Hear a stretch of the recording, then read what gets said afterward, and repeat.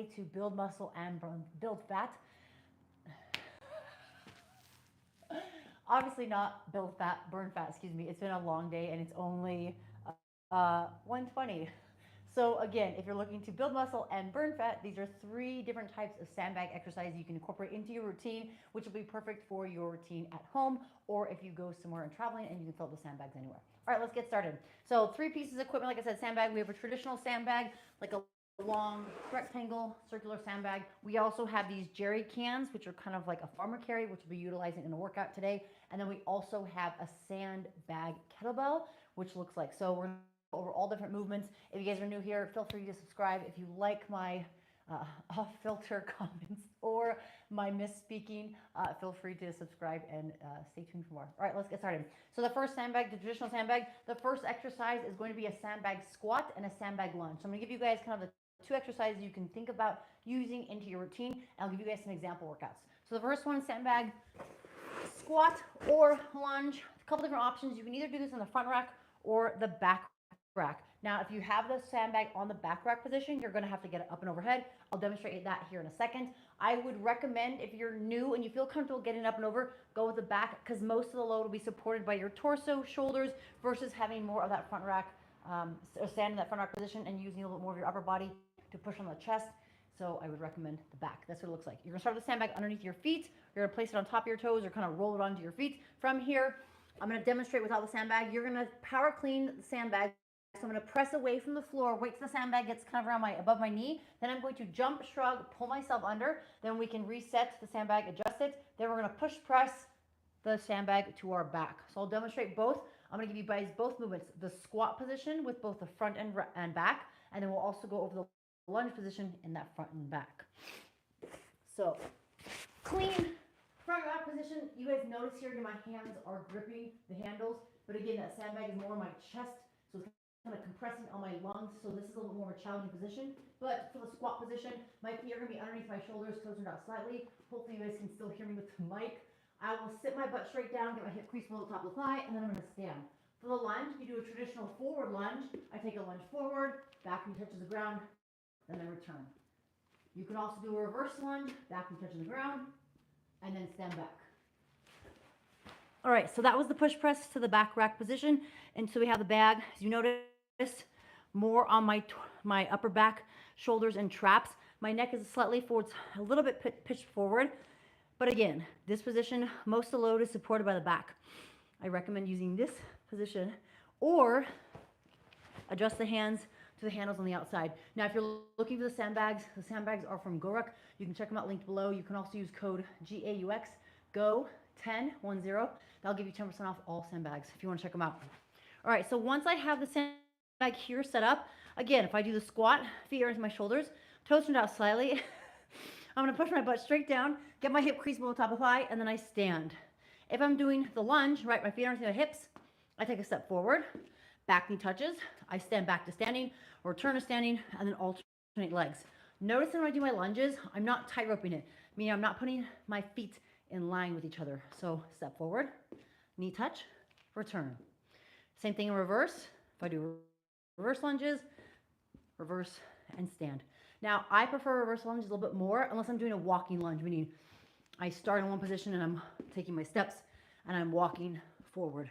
So reverse I prefer because it allows you to get a little more of your glutes. You're still going to target your quads, your core, but like I said, I prefer those. Not that I'm out of breath at all. So again, that first exercise plus the bonus exercise, squats and lunges. Squat is a full body, it's a compound movement. So I'm bracing my core, utilizing both my abdominals and my spinal erectors on the backside. I am then getting my hip crease below the top of my thigh and I'm standing. The lunge, I am lunging back or forward, right? Still bracing my core. I love lunges because it allows you to work kind of one leg at a time. Not that you're not using your other leg, but as I'm lunging, I'm having to push off one leg as I stabilize off the other until I switch. So those are great exercises specifically for the core and lower body. Your upper body is working a little bit, whether you're in the front rack or back rack position, to stabilize and hold. First exercise. Second exercise is going to be a jerry can. So stay tuned for the workouts. I'm going to give you guys 3 different workouts. One with just the traditional sandbag, Second workout will be just with the jerry cans. Third workout will be just with the sand kettlebell. So the jerry cans right here, bring them a little bit closer. You notice they kind of look like a tall kettlebell in a way. They're a little bit thinner, stand a little higher. They're easier to pick up from the ground as if I was compared to picking up a pair of dumbbells. I love jerry cans for farmer carries because the flexible handle here allows you to grip a little bit easier. Some people find it more difficult. I prefer it a little bit. It will fatigue and utilize your fingers more so than your palm, as if you're doing a traditional, I would say, farmer carry with kettlebells or dumbbells. Now, the benefit of the jerry cans are that you can do farmer carries, but you also can do swings with them. I'll show you guys that here in a second. So those will be the two movements for the jerry cans. A jerry can farmer carry as well as a jerry can, I call it jerry can swing. So those are two movements. Now, if you're looking to strengthen your core, this is a great exercise. You also can drop one of the sand jerry cans and just do a suitcase carry. That will work your core a little bit more. Again, I'll demonstrate here in a second. Also, side note, longevity. I've talked about this before. There has been some studies showing that an increase in longevity has come from an increase of grip strength. So if you have a stronger grip strength, or you have a more of endurance with grip strength, right? Maybe a bar hang hold, farmer carry holds. If you're able to increase your grip strength, then that is shown to have an increase in longevity. I shared a quick video about that recently. You guys can check it out. But again, there are multiple studies out there. I don't have the citations of it, but if you go and research it, there are some studies out there. And for myself, I love doing grip training, so this is what we're gonna get started with. All right, so a jerry can farmer carry is just gonna look like this. I'm gonna pull them back so I can give you guys some examples. Just gonna grab the sandbags. I'm gonna scoop my hips underneath versus keeping my high, right? I wanna use my legs to stand versus just lifting with my back. So as I get my hands set, I scoop my hips and quads underneath, use a little bit more of my quads and hips and legs to stand. So I set, press up, stand, and then from here I'm just gonna carry, right? Now, you'll notice here that as I'm walking, I have to kind of be aware of my leg, specifically my knee, because the sandbags are gonna hit your side of your leg, calf, knee area. So when I do farmer carries, I typically bend a little bit from my hips and my knees, and I hinge slightly forward, and then from there I carry. Now, the second movement with the jerry can that you can incorporate is that swing. So I'm gonna pull this one, I'll move this one out a little bit of the way. Similar to a kettlebell swing, we're gonna talk about here in a second. The jerry can's a little bit higher compared to the sand kettlebell. So when I do this movement, you might have a little more give in terms of where it's gonna go behind you, but you wanna keep your hands close to your inner thighs as I push my hips back. So I'm gonna grab the bell or the sand jerry can, I'm gonna hike it like a football, squeeze the butt, pop my hips. Now again, I'm going to use mostly hip hinge, squeezing my butt to transfer momentum from my hips into the jerry can.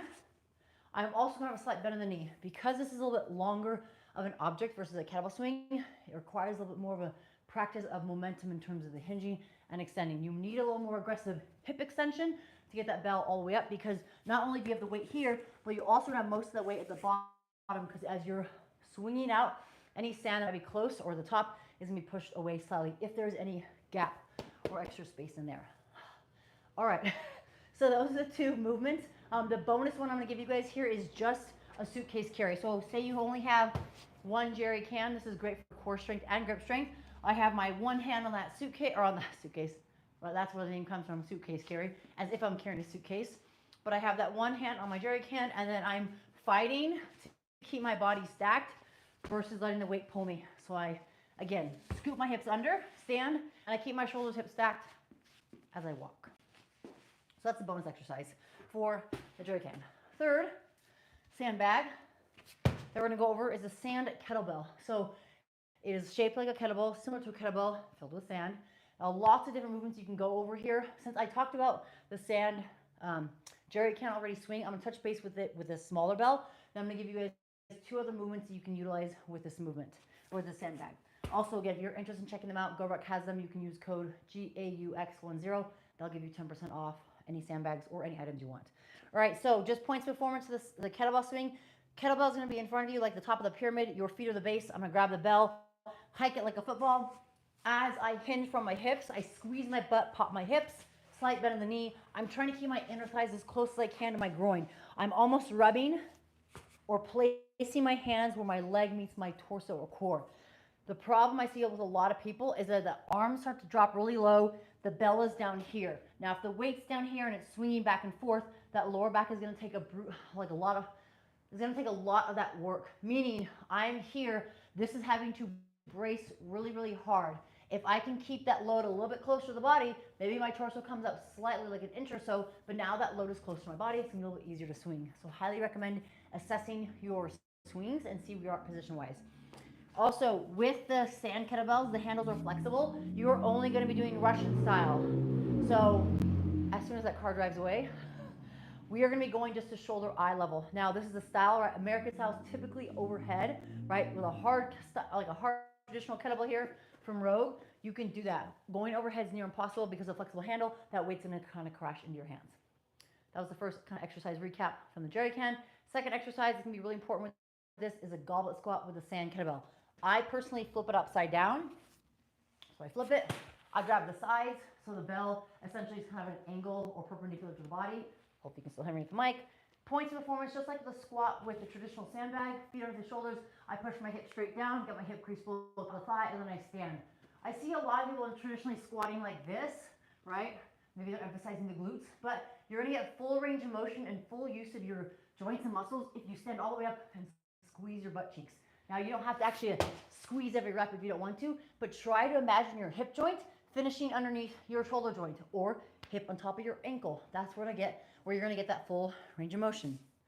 All right, I'm talking fast, I know, but there's a lot of information I'm trying to share with you all. All right, so the extra movement I'm gonna show you guys, since I kind of already talked about the swing with the jerry can and with the sand kettlebell, this last one is a snatch. It's a kettlebell snatch. It is a challenging movement, but it is a great core extremity movement if you're learning or trying to learn some variations of the Olympic lifts. The Olympic lifts are the snatch and the clean and jerk. So this is a power snatch with a sand kettlebell.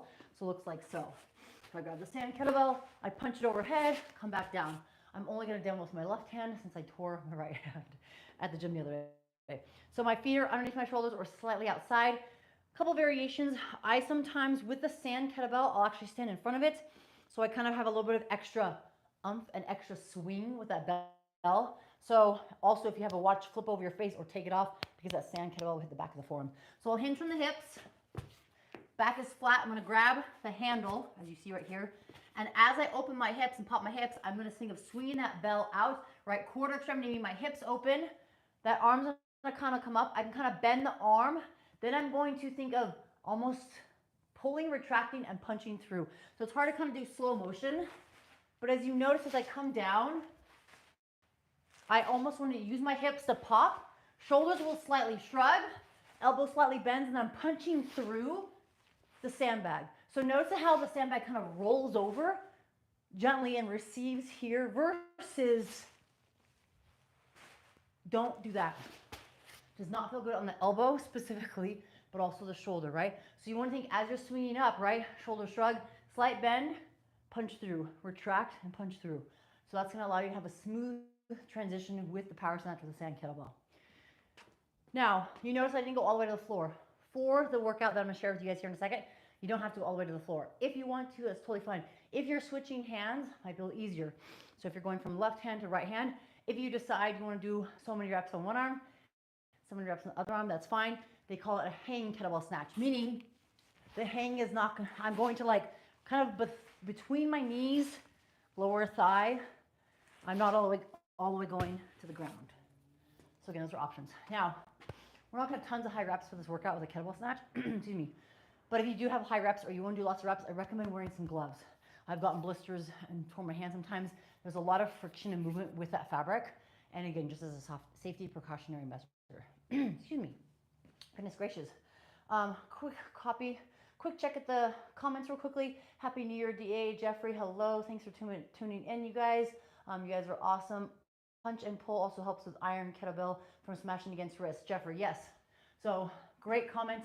Again, like a retract and pull or a pull push, however you want to think about it, especially with a traditional kettlebell, those will feel nice and spicy. I will recommend if you have wrist straps or any sort of support that you can put on your forearm, that gives a little bit of cushion.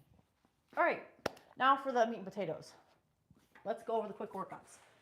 So for those that have been tuning in and watching, thank you guys so much. If you want to support, you can like, subscribe, share this video. You can also gift or super gift. That would be super helpful for me to continue to do these videos.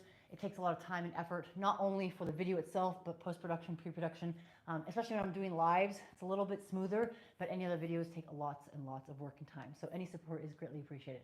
All right, so here are the 3 workouts. Each workout just requires one piece of equipment, right? So we'll have 3 different workouts. So if you only have a traditional sandbag or only have a sand kettlebell, you can utilize this workout. So this first one, I'm not gonna go too crazy. It is gonna be a couplet. A couplet means 2 movements, right? So we're gonna do 2 movements.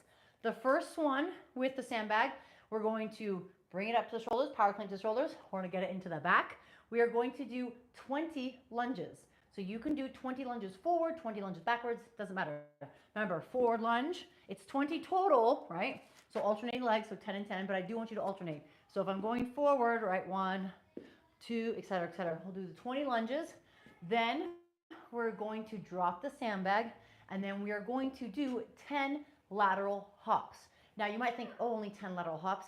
The lateral hop is gonna work the plyometric, right? So a lateral hop, essentially lateral hop over the sandbag, right? If for whatever reason the jump's an issue or you don't feel comfortable landing or taking off with the 2 feet, right? You can do kind of a little mini hop, 1 foot, and then another foot. But jumping has been shown to really be beneficial for the entire body, right? Working the joints, everything from the toes up to the body, or shoulder, upper body, excuse me. So again, lateral hop, 1, 2. If you do a lot of skiing or snowboarding, specifically skiing, right? They call them skiers, right? Kind of like this, right? You kind of incorporate the hips and the arms as well. You can incorporate that here. This is obviously a little bit of a bigger jump, but as I swing or jump, right, my opposite arm is going the other way. So 20 lunges, forward or reverse, 10 lateral hops, and we're gonna do 3 rounds for that. So if you have that sandbag workout, go for it, save that video, or save this video, but also save that workout. I will put these hopefully in the comments after I do some post-production once I wrap up this video. Second workout with the jerry cans. We are going to grab, if you have, again, I'll give you guys both variations for if you have 2. If you have 2, you're going to do, depending on the space you have available, we're going to do a 200-meter farmer carry with the sandbags. If you don't have 200 meters and you need a smaller distance, then I want you to do 100 feet. So 100 feet or 200 meters. After you do those jerry can walks, right? You're going to grab 1 jerry can and you're going to do 15 jerry can swings. After those 15 jerry can swings, you're then going to do 5 burpees. So farmer carry, out and back, 200 meters or 100 feet, 15 jerry can swings, and then 5 burpees. We're going to be doing that. You're going to set a timer. You're going to have a 10-minute timer, and you're going to do as many rounds as you can in those 10 minutes. Again, modifications, if you need other variations, feel free to leave a comment and I can come back and go and give you some other modifications. But again, this is a triplet, so 3 different movements, right? Triplet is 3. So we have the farmer carry, the swings, and then the burpees. Super fun, I know, burpees are fun. But I kept it low, 5 reps. So again, that's the second exercise, or second movement, excuse me. Workout, event, however you want to call it. It's been a long day. I've been up since 5:30. All right, final one with a beautiful sand kettlebell. There will be some multiple variations for this one, so just stay tuned for this one. We're going to start off with our kettlebell snatch, right? So we are going to be doing 14 kettlebell snatches, alternating arms. So if for whatever reason you're not able to kettlebell snatch on one arm, then you could do all 14 on one. Other option would be scale to 7, right? But we're alternating arms, so it'll be 1, 2, 3, 4, 14 repetitions. After the 14 repetitions, you're then going to grab the same kettlebell, you're going to flip it upside down, so our hands on the side. We're going to do 7 goblet squats. So just like we demonstrated before, goblet squat, sit down, stand back up, sit down, stand back up. Now, if for whatever reason, full range of motion is difficult, get as low as you can and then stand. If you have a bench or box, you can always sit bench or box, right? You can always drop the sand kettlebell and do just the air squat itself. Remember, a lot of things can be modified. So sand kettlebell snatch, 14. Then we're going to have that 7 squats. We're going to do 4 rounds of that. So couple it again, 2 movements, 4 rounds. If you need to modify, you can go to 3 rounds, right? Or even 2 rounds. If you need to modify, you can take out that sand kettlebell and just do air squats versus the goblet squats.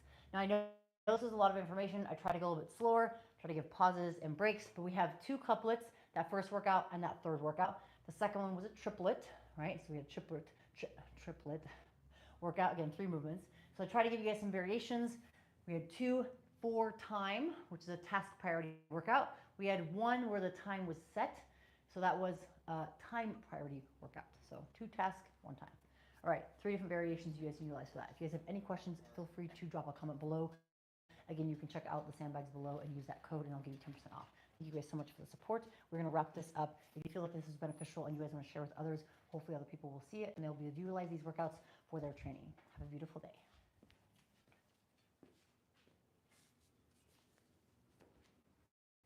And Jeffrey, real quickly, I just saw, thank you so much. You're amazing. Work hard, wind down. I appreciate you. You're super awesome. Thank you so much.